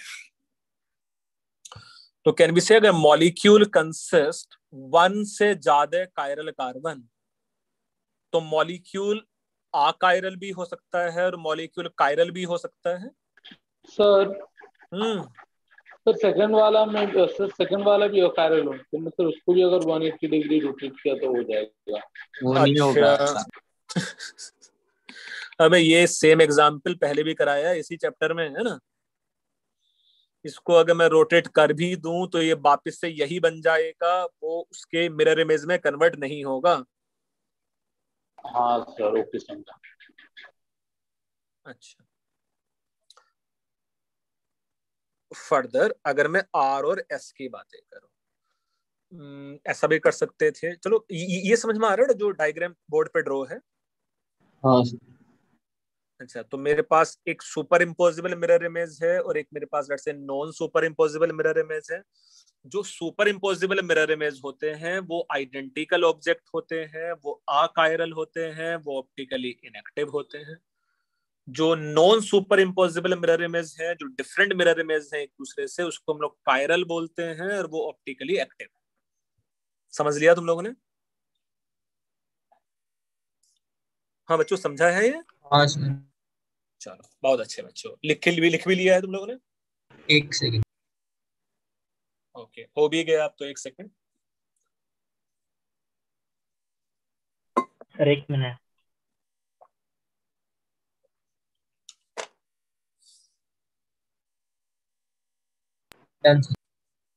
ओके, बहुत अच्छा बच्चा है ये तो।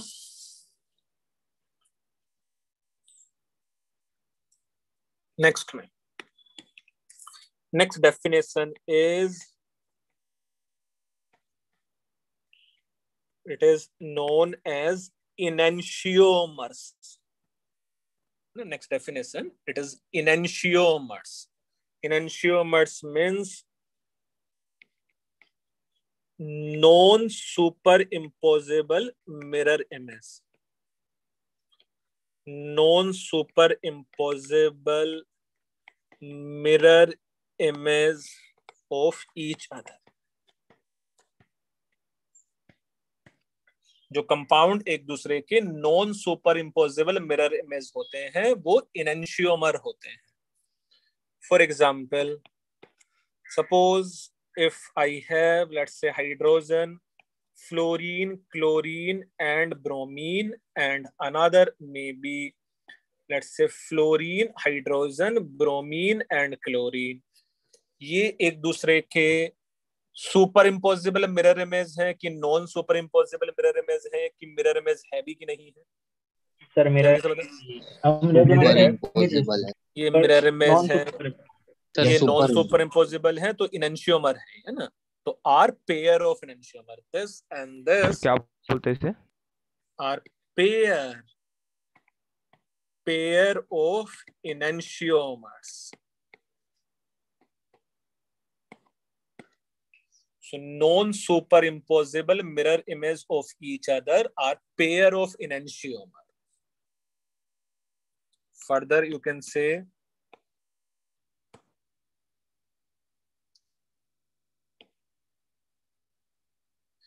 भाई कायरल जो मॉलिक्यूल है वो और उसका mirror image pair of enantiomer है, हम लोग ऐसा बोल रहे हैं ना. हाँ सर. तो बोथ. सर एक बार समझा दो ना एनेंशियोमर्स. अबे गधे, इसमें समझना ना क्या है. सामने लिखा हुआ देखो, non superimposable mirror image of each other are known as pair of enantiomer. और पिछले भाई 20 मिनट से यही सब बातें हो रही है, नॉन सुपर इम्पोजिबल. नहीं वो समझा सर. ओके. बोथ इनेंशियोमर, जो दोनों ये इनेंशियोमर है, consist exactly, exactly opposite optical activity. ये जो दोनों इनेंशियोमर है, इनका जो ऑप्टिकल एक्टिविटी है वो एग्जैक्टली अपोजिट है. एग्जैक्टली अपोजिट मीन्स अगर इसका स्पेसिफिक रोटेशन सपोज -21 डिग्री था तो इसका ऑप्टिकल रोटेशन पक्का +21 डिग्री होता है. मैं फिर से बोल रहा हूं बेटा, they both enantiomer consist exactly opposite optical activity, है ना. और ये किसका माइनस है किसका प्लस है ये हम लोग पहले से नहीं बता सकते हैं ना. समझ लिया?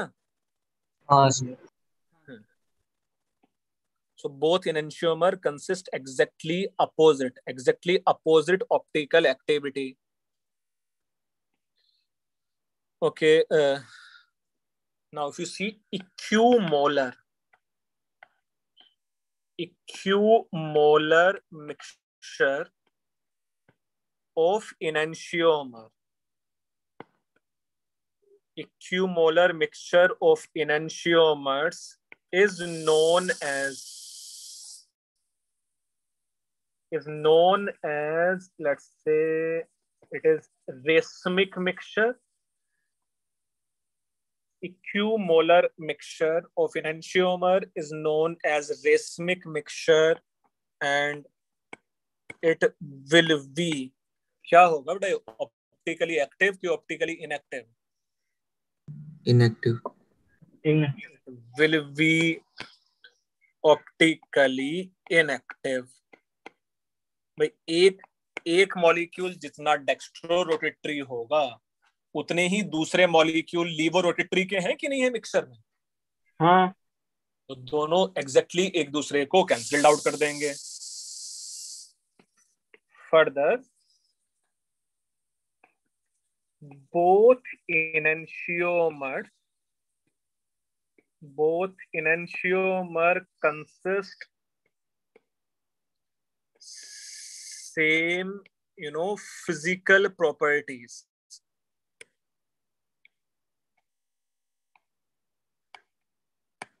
Both enantiomer consist same physical properties. For example, boiling, melting point,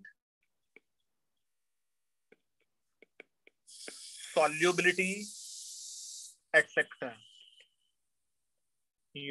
Except optical rotation. जो दोनों इनएंशियोमर हैं उनके सेम फिजिकल प्रॉपर्टीज हैं, including boiling point, melting point, solubility, stability, acidic strength, सारे फिजिकल प्रॉपर्टीज सेम होते हैं एक्सेप्ट ऑप्टिकल रोटेशन। तो can we separate two enantiomer with the help of fractional distillation या क्रिस्टलाइजेशन? नहीं sir, अगर boiling point वगैरह सब सेम है तो नहीं, नॉट पॉसिबल। तो उस मिक्सचर को हम लोग सेपरेट नहीं कर सकते शायद विद सिंपल मिसिबल अपना। अब रुक जाना ले, कुछ भी बोलता रहेगा। तो यहाँ हम लोग दो इनएंशियोमर को अलग अलग नहीं कर सकते हैं, उनका जो बॉइलिंग पॉइंट है या मेल्टिंग पॉइंट है वो सेम है। तो mixture of enantiomer, mixture of enantiomers can't be separated by fractional distillation or crystallization। उनका सेम सॉल्युबिलिटी है, उनका सेम बॉइलिंग पॉइंट है, तो इन नॉर्मल मेथड से दोनों को हम लोग सेपरेट नहीं कर सकते हैं। So there is no way we can separate them ever? ना बिल्कुल कर सकते हैं। Okay.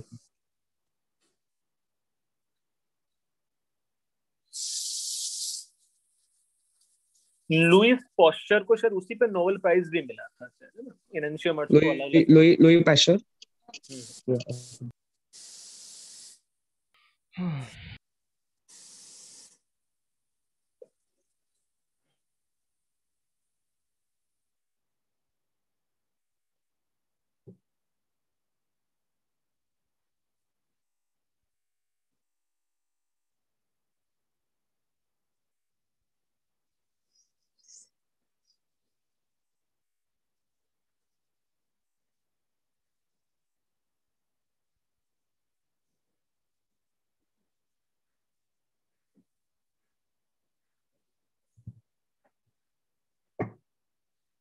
हाँ बच्चों, ऐसा लिख के हो गया है क्या तुम लोगों का? इनएंशियोमर्स की डेफिनेशन है ना? नहीं सर, एक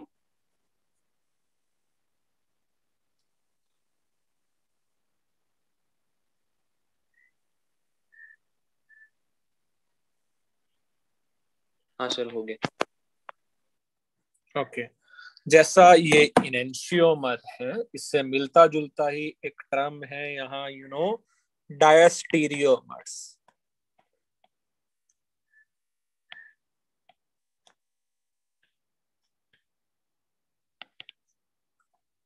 डायस्टीरियोमर्स ओके। रक्षित सिन्हा चाहता है कि हम लोग प्रीवियस स्लाइड पे जाएं। ये रहा भाई, देखो तुम्हारे लिए प्रीवियस स्लाइड। हाँ बच्चे बोलो। सर आइसोमर्स का मॉड्यूल सर एक बार फिर से भेज दोगे? आइसोमर्स का मॉड्यूल अच्छा, आज कल में तुम लोग को हार्ड कॉपी भी मिल जाएगा, फिर भी मैं पीडीएफ भी भेज दूंगा। हाँ चलो, पीडीएफ ही भेज देने का, जगह मिल जाएगी हार्ड कॉपी। मतलब आज या कल में हम लोगों के पास डिलीवर हो जाएगा। Okay sir. सर कौन से ब्रांच पे? सारे ब्रांच पे आ जाएगा आजकल में। क्या कल सर? तक तो सारे मॉड्यूल्स आ जाए सर। तो ऑफिस चालू है सर? अब ओपन कर लेंगे उस चीज के लिए, डिस्ट्रीब्यूट करने के लिए। उसमें क्या है? Okay sir. सर आप कुरियर करोगे? वैसे यहाँ देखते हैं डायस्टीरियोमर्स। कोरियर अबे डायस्टीरियोमर्स में क्या है, the stereoisomers which are note mirror image of each other.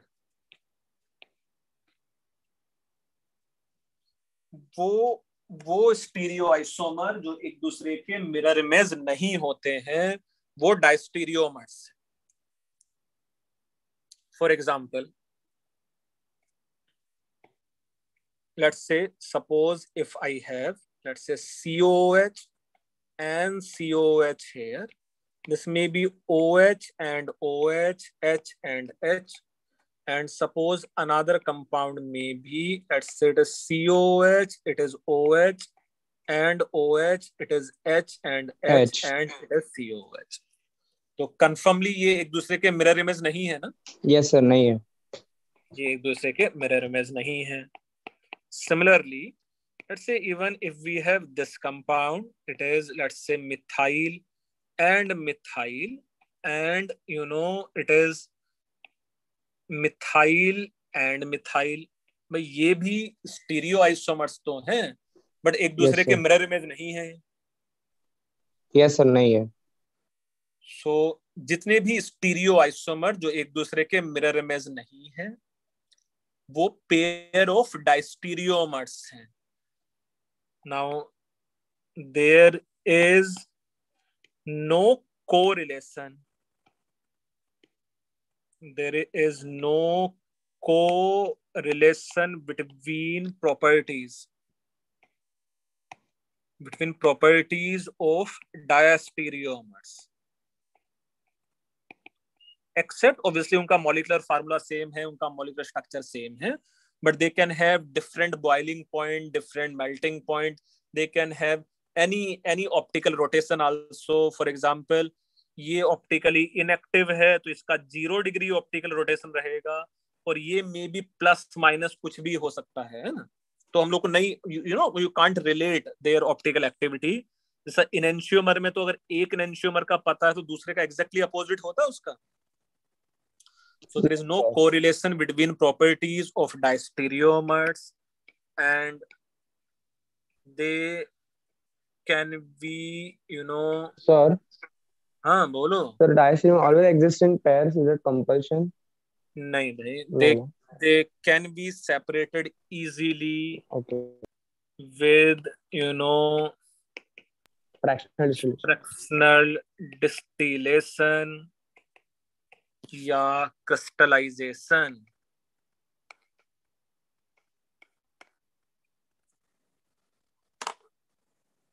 चलो बेटा ये डेफिनेशन भी लिख लो, अभी और भी डेफिनेशंस बाकी हैं इस चैप्टर में।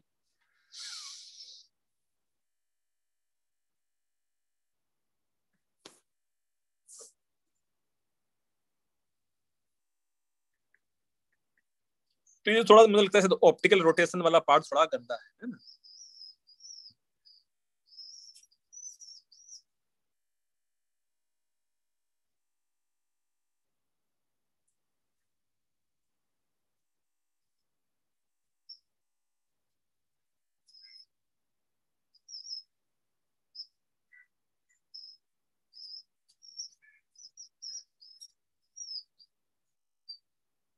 सर तो हर एक ट्रांस डायस्टेम हो रहा है, हर एक सिस एंड ट्रांस डायस्टीरियोमर्स है, ऐसा नहीं बोलो, बट एटलीस्ट ये तो पक्का है ना, है कि नहीं? हाँ हाँ सर। लिख के हो गया है क्या इतना? नहीं सर। हाँ? नहीं हुआ सर। एक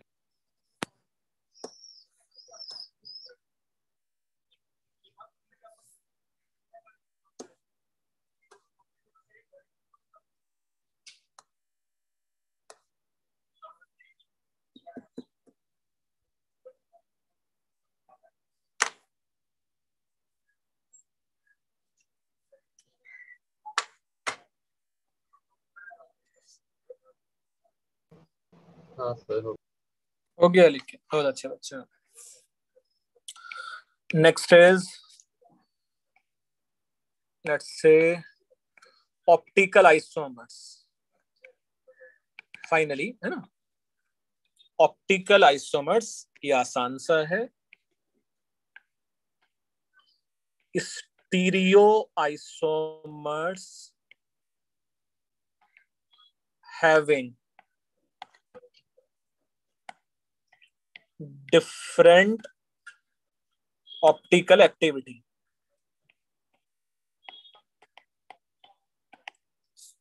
वो स्टीरियोआइसोमर जिनका ऑप्टिकल एक्टिविटी डिफरेंट है. फॉर एग्जाम्पल, सपोज यहां मैं 4 अलग अलग टाइप के कंपाउंड्स ड्रॉ कर देता.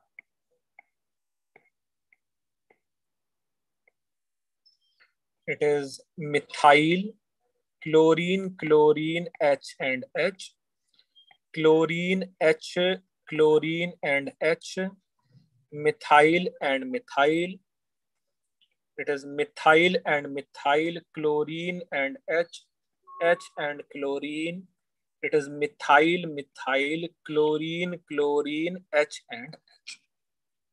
Suppose ये मेरे पास कंपाउंड 1 है, ये कंपाउंड 2 है, ये कंपाउंड 3 है, और ये लेट्स से मेरे पास कंपाउंड 4 है.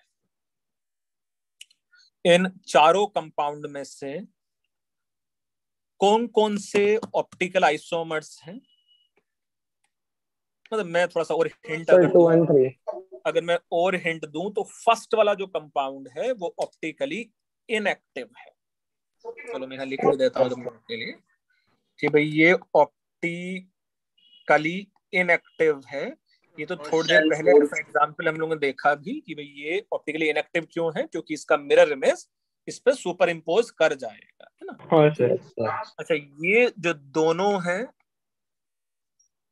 ये दोनों 2 and 3 ये ऑप्टिकली एक्टिव है, और ये जो 4th वाला कंपाउंड है ये ऑप्टिकली इनएक्टिव है. वैसा हम लोग देख भी लेंगे, उसका मिरर इमेज उस पर सुपर इम्पोज कर भी जाएगा.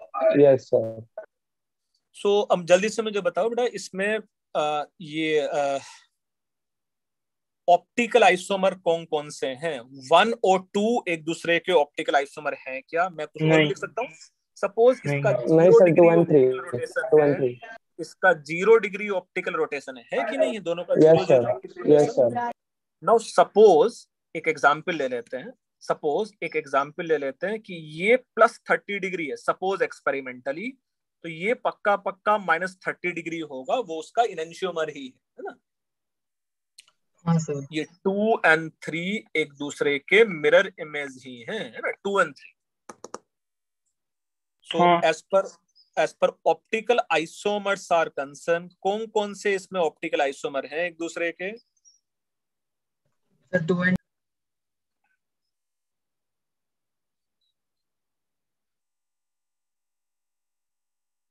देखो, जितना मैंने शेड किया है वो सब एक दूसरे के ऑप्टिकल आइसोमर्स हैं. They are stereoisomers with different optical activity. भाई एक का 0 डिग्री है, एक का 30 डिग्री है, तो 0 and 30 सेम होते हैं कि डिफरेंट होते हैं? डिफरेंट होते हैं. तो ये जो मैंने येलो में शेड किया है वो सब एक दूसरे के ऑप्टिकल आइसोमर हैं. 4th ऑप्टिकल आइसोमर क्यों नहीं है? सर 1 इनएक्टिव और 4 इनएक्टिव. मतलब 3 and 4 एक दूसरे के ऑप्टिकल आइसोमर हैं क्या? नहीं सर. हाँ, क्यों? क्लोरीन का पोजीशन ही है. Very good. So where you know 2 and 3, 2 and 3 में क्या रिलेशन है? जल्दी से बोलो. Enantiomer. Very good. They are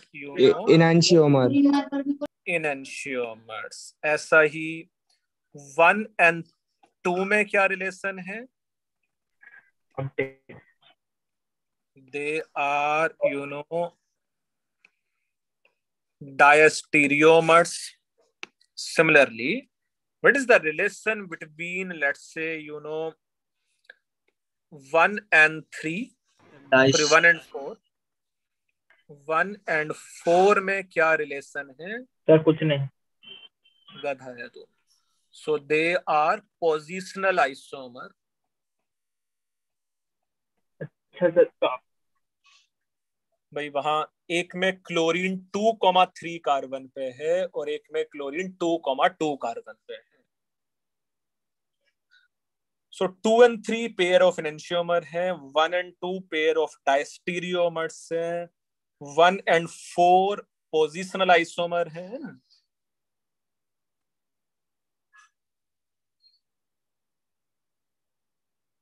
हाँ भाई ये थोड़ा बहुत समझ में आ रहा है तुम लोगों को?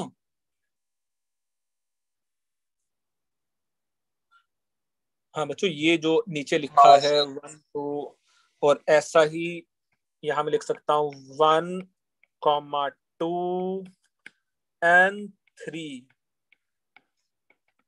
ये ऑप्टिकल आइसोमर्स।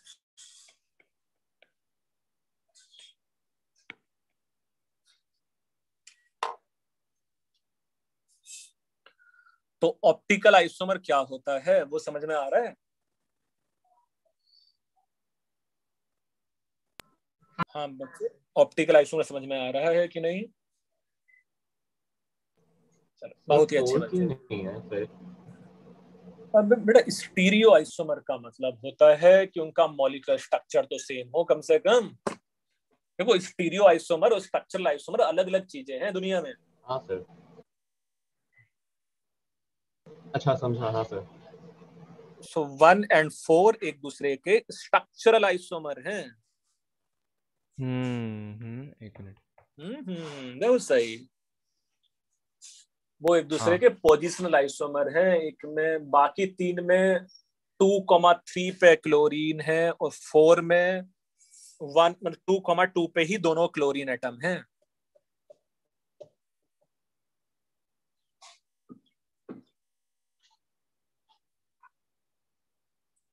आई होप तुम बंधु लोगों को ये सब समझ में आ रहा है।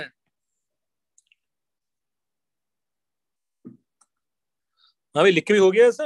नहीं सर लिखना। सर लिख लिया। देखो मैं देखता हूँ कुछ बच्चों ना अचानक से भूख लगनी स्टार्ट हो जाती है, वो लीव कर देते हैं ग्रुप को, है ना, सॉरी मीटिंग को। सर भूख लगती है। मुझे लगता है ना ऐसा होना चाहिए कि एक बार जो बच्चा आ गया मीटिंग लॉक करने के बाद अब वो भाग ना पाए वहां से, है ना।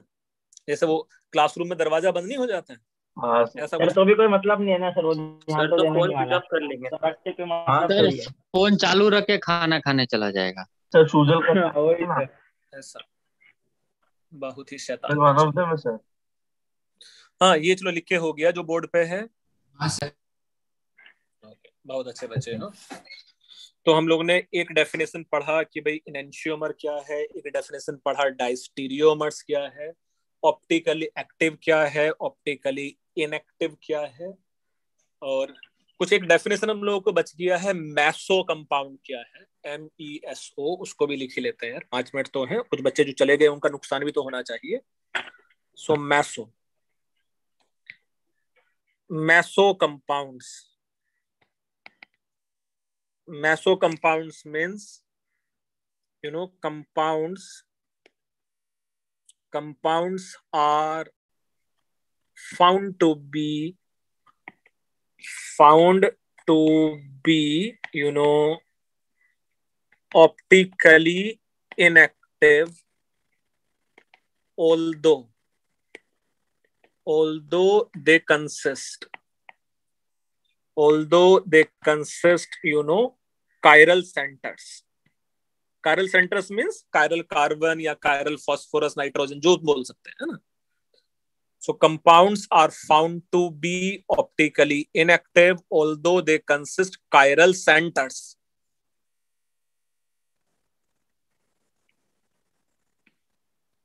Meso compounds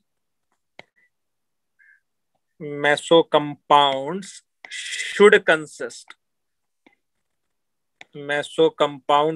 consist some element of symmetry.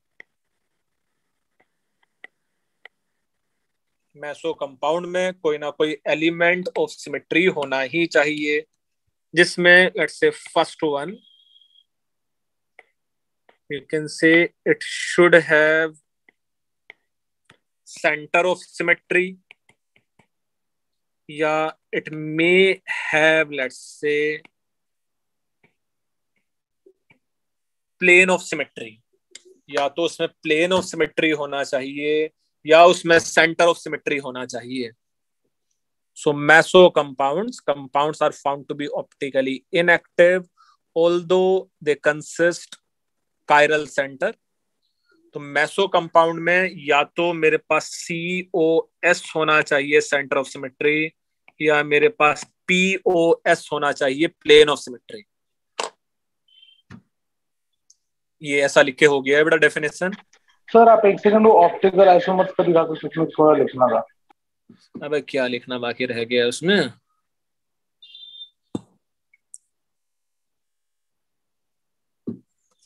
हाँ सर हो गया sir.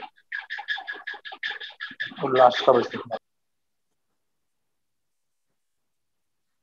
So compounds are found to be optically inactive although they consist chiral carbon. Meso compound should consist some element of symmetry. या तो इसमें center of symmetry होना चाहिए या इसमें plane of symmetry होना चाहिए. Yes sir. ऐसा लिख के हुआ है क्या तुम लोगों का? नहीं सर, एक सेकंड.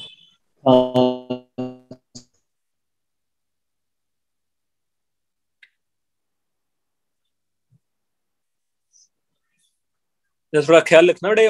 ऑप्टिकली इनएक्टिव तो है बट इसमें कायरल कार्बन होने जरूरी है, कायरल सेंटर होना जरूरी है, तो ही हमने उसको मैसो बोलेंगे, है ना.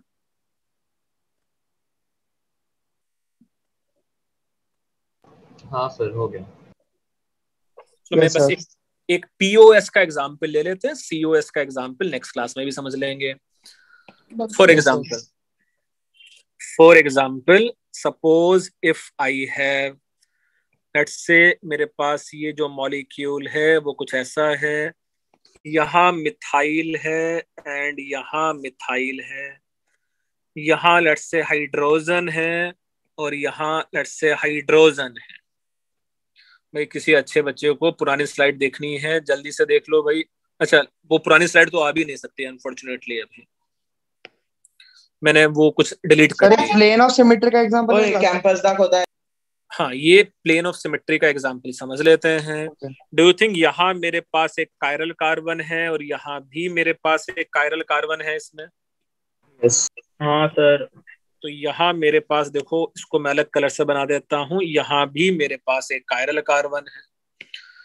इसमें कायरल कार्बन होने के साथ साथ डू यू थिंक इस प्लेन के अबाउट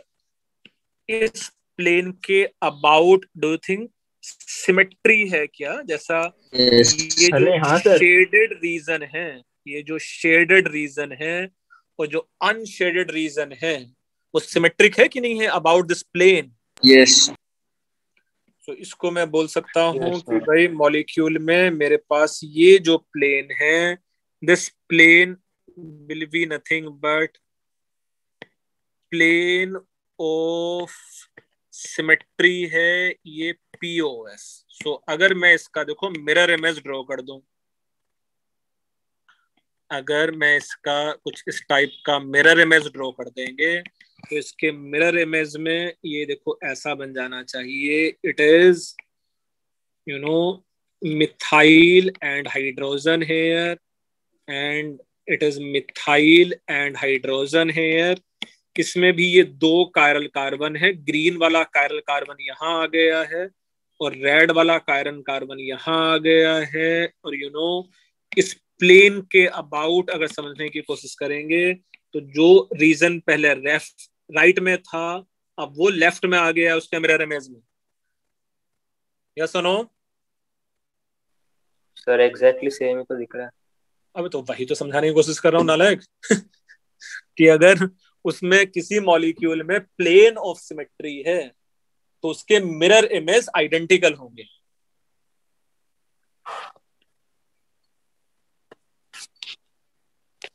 तो ये इसका मिरर इमेज है कि नहीं है पहले ये बताओ. यस. ये एक दूसरे के मिरर इमेज है और आइडेंटिकल मिरर इमेज है. तो ये ऑप्टिकली एक्टिव होगा कि इनएक्टिव होगा? inactive. तो ये लेट्स से अकायरल है and it is going to be optically inactive.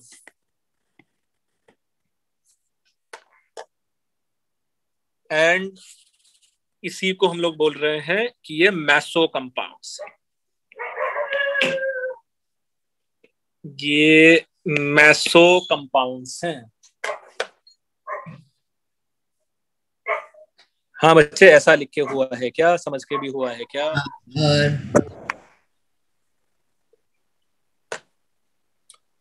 तो आज का होमवर्क तुम लोग के पास इतना है कि ये जो नोट्स लिखाया गया है आज के लेक्चर में, ये सब पढ़ो तुम लोग, है ना? तो नेक्स्ट लेक्चर में आइसोमर वाले चैप्टर का हम लोग थियरी पूरा ही खत्म कर देंगे। सर रोज ऐसा ही होमवर्क दिया करो सर। अच्छा, बहुत ही अच्छे बच्चे हो। सर वैसे होमवर्क तो हर रोज कर देते हैं ना? क्या होमवर्क है? सारे बच्चे नोट्स नहीं पढ़ते, रिवाइज करने की। ओह अच्छा, ओके। तो क्या होमवर्क?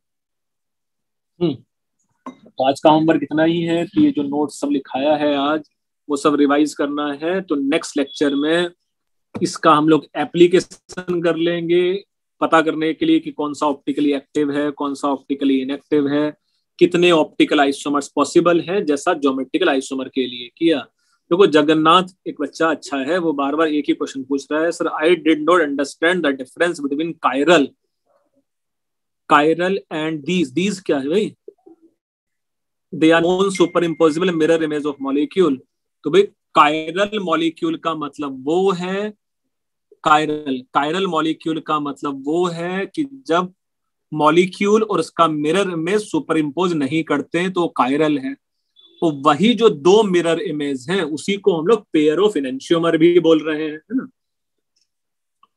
तो you know both pair of enantiomer are chiral, both pair of enantiomer are chiral। हाँ बच्चों, ऐसा लिख के और समझ के हो गया है क्या?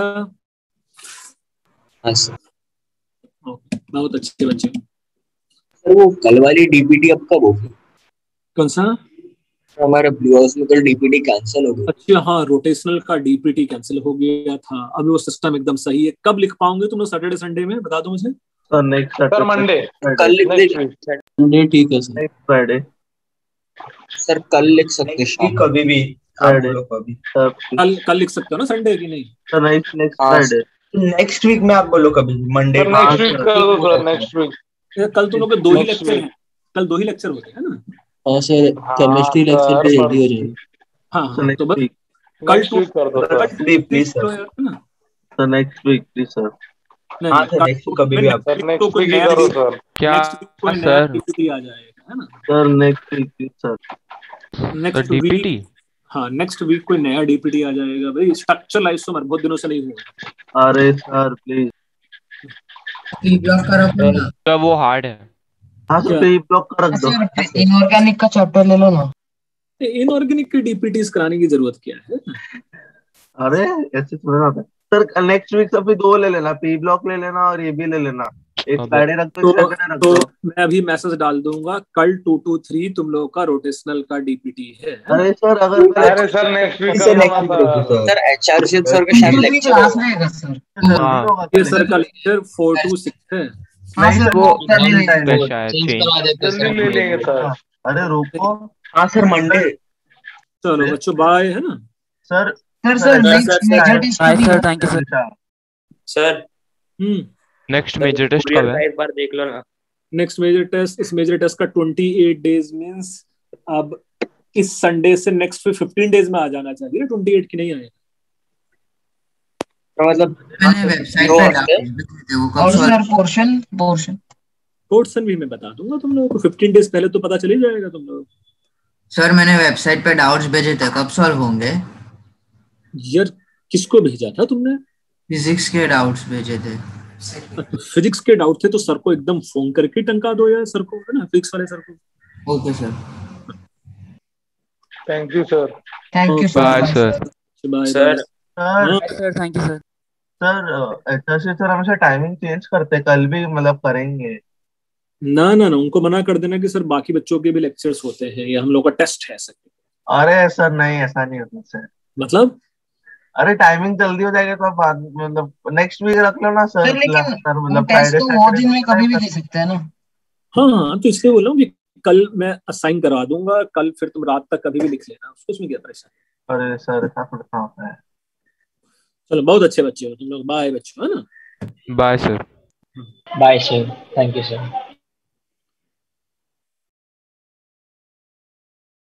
The recording has